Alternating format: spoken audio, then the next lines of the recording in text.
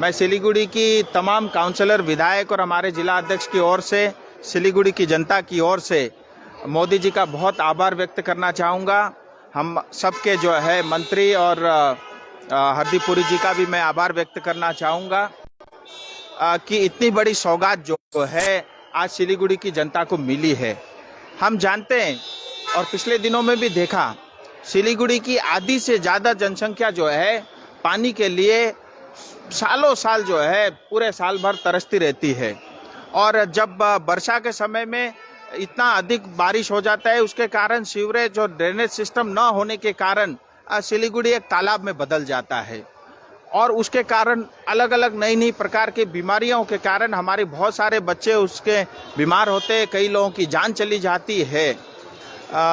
ये सब हम कई साल से देखते आ रहे हैं और मैं आभारी हूँ केंद्र सरकार का कि हमारे सब काउंसलर, विधायकों की जो इच्छा थी और बहुत शुरू से ही, जैसे 2021 के चुनाव में भी हमने कहा था और कॉरपोरेशन के चुनाव में भी ये हमारा सबसे बड़ा और अहम मुद्दा था और उसको हम सब लोग पुश करते रहे और केंद्र सरकार की तरफ से उसकी स्वीकृति मिली।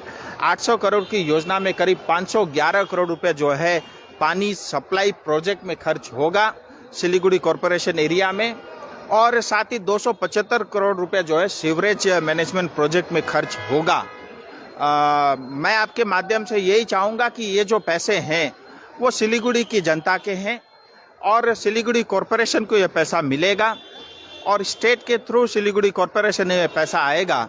मैं आपके माध्यम से हम सबके मेयर गौतम दा और तमाम कॉरपोरेशन से जुड़े हुए जो भी अधिकारी, उनसे निवेदन करता हूं कि इस पैसे का सही उपयोग हो, क्योंकि जैसे ही स्वीकृति मिलती है ज़्यादा से ज़्यादा लोगों के पास, मेरे पास फ़ोन इस बात के आते हैं कि प्रोजेक्ट तो सैंक्शन हो गया, अब ये भ्रष्टाचार होगा, इससे टीएमसी पार्टी फलेगी फूलेगी और आप ही को 2024 में चुनाव लड़ने में तकलीफ होगा क्योंकि ये पैसा आप ही के विरुद्ध में उपयोग में आएगा। यानी यहाँ तक जो है आम जनता की एक धारणा बनी हुई है। मैं इतना ही कहूँगा, अगर कोई पैसा मैं लेकर के आ सकता हूँ, पैसा प्रोजेक्ट सैंक्शन करा सकता हूँ, तो पैसा रोकना मेरे लिए बहुत आसान और बहुत सरल है। मैं चाहूँगा ये जनता के लिए पैसा है, ये उन्हीं का पैसा है जो केंद्र सरकार ने दिया है, इसका सही उपयोग होना चाहिए। जो जैसा भ्रष्टाचार अब तक हुआ है इसमें ना हो, मैं स्वयं इसकी मॉनिटरिंग करूंगा। अगर कोई इंजीनियर या कोई भी अधिकारी ये सोचता है कि भ्रष्टाचार करके बच जाएगा, अब वो दिन बहुत पुराने हो गए। किसी तरह का भ्रष्टाचार जो है हम स्वीकार नहीं करेंगे। हमारे 5 काउंसलर टोटल प्रोजेक्ट की मॉनिटरिंग करेंगे और आम जनता से भी निवेदन मैं करता हूं कि किसी भी तरह का भ्रष्टाचार हो, कृपया आप हमारे कार्यालय तक पहुंचे और जो संभव आपके लिए मदद हो सकता है हम अवश्य करेंगे। वंदे भारत ट्रेन शुरू हुआ था, उस पर दो दिन लगातार जो है पथराव हुआ, एक एनजीपी में दूसरा मालदा से। वंदे भारत ट्रेन में जो पथराव हुआ इसका बहुत बड़ा कारण है घुसपैठी, जिसके लिए पूरा नॉर्थ बंगाल के 8 जिलों त्रस्त हैं और मैं इसीलिए जिम्मेदारी के साथ कहता हूं, सीए का लागू होना अति आवश्यक है नॉर्थ बंगाल की दृष्टि से। एनआरसी का लागू होना अति आवश्यक है नॉर्थ बंगाल की दृष्टि से, क्योंकि एनआरसी और सीए हमको बचा सकती है। टीएमसी नॉर्थ बंगाल को खत्म करना चाहती है और ये जो बांग्लादेश से, अन्य देशों से रोहिंग्यास और घुसपैठी नॉर्थ बंगाल में और सिलीगुड़ी में आए दिन इनकी आबादी जो बढ़ रही है, इसके कारण ऐसी असामाजिक जो है इस तरह की घटनाएं घट रही है। क्योंकि आप एक बात समझना होगा, जो भी घुसपैठी है, इन्फिल्ट्रेटर जो आता है भारत देश में, वो यहाँ पे शांति स्थापित करने के लिए नहीं आता।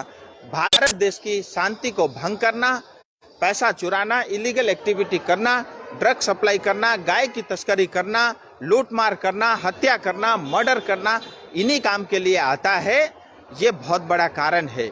दूसरी बात, वंदे भारत ट्रेन कोई भारतीय जनता पार्टी की ट्रेन नहीं है। ये भारत सरकार ने एक तोहफा दिया है नॉर्थ बंगाल की जनता को कलकत्ता से जुड़ने के लिए। इसीलिए इसकी सुरक्षा करना आम नागरिक हम सब की जिम्मेदारी है।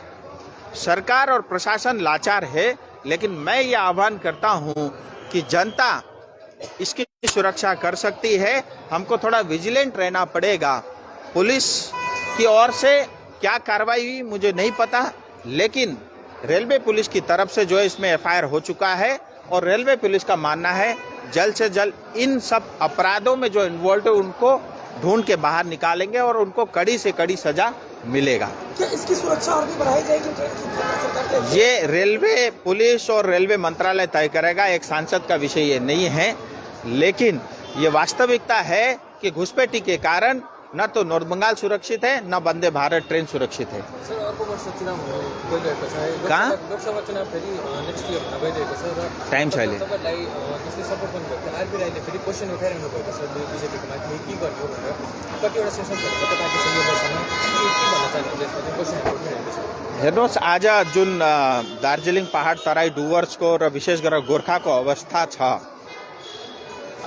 यस्तो साहसी समाज र जाति, लडाकु जाति, मार्शल जाति आज तपाईले हेर्नुहोस् बाटोको लागि पनि आज अनसनमा बस्ने अवस्था, यो अवस्था आज हामीहरूको भइसकिरहेछ र बेला बेला म आफै पनि सोच्छु यसको दोष किन मैले राज्य र सरकारमाथि थोप्नु र आज जुन अवस्था दार्जिलिङ तराई डुवर्सको छ, गोर्खाको छ, कहीँ न कहीँ त्यसका लागि जिम्मेदार पास्टमा हामीहरूका जति पनि नेता र लिडरहरू भए उहाँहरू नै जिम्मेदार हुनुहुन्छ र जहाँसम्म आरबी साईले के भन्नुभयो त्यो मैले हेरेको त छुइनँ, तर निश्चिन्त बस्नुहोस् केन्द्र सरकारले यो विषय माथि अध्ययन र निर्णय लिने प्रक्रियामा अघि बढ्दैछ र तपाईँले हेर्नुहुँदैछ डेभलपमेन्टका कामदेखि लिएर केही न केही घोषणा हर महिना हर हप्ता हुँदैछन्।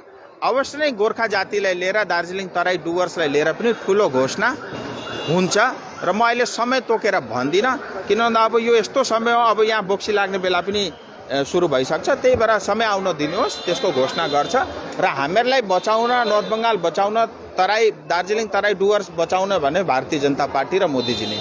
यो जुन बालसञ्जय हेर्नुहोस्, त्यसको एग्रिमेन्ट भइसक्यो कन्ट्र्याक्टरसँग र त्यसको ब्याङ्क ग्यारेन्टी पनि कन्ट्र्याक्टरले एनएचएआईलाई दिइसक्यो र चाँडै नै अब त्यसको होपफुली जनवरी एन्डमै त्यो बाटोको काम सुरु भइसक्छ। जिस तरीके से आपने बताया कि नगर निगम में जल परियोजना के अब धनराशि आवंटित हो चुकी है, तो उसके लिए क्या नगर भाजपा का कोई मॉनिटरिंग कमेटी उस पर रहेगी, इस पर नजर डालने के लिए? हमारे 5 जो है विपक्ष में जो काउंसलर बैठे उनका काम ही यही है कि जो काम जनता के हित में हो रहा है वो उनके हितों की रक्षा करना उनका ये पहला कर्तव्य है। ऑलरेडी यही कमेटी है, हमारे विधायक है, जिला अध्यक्ष है, मैं स्वयं हूँ, हम सब जो है जनता की सुरक्षा के लिए हमेशा तैनात है। मैं फिर कहूँगा किसी तरह का भ्रष्टाचार होता है आप कृपया काउंसलर है हमारे तक जरूर पहुँचे, हम उसको बख्शेंगे नहीं।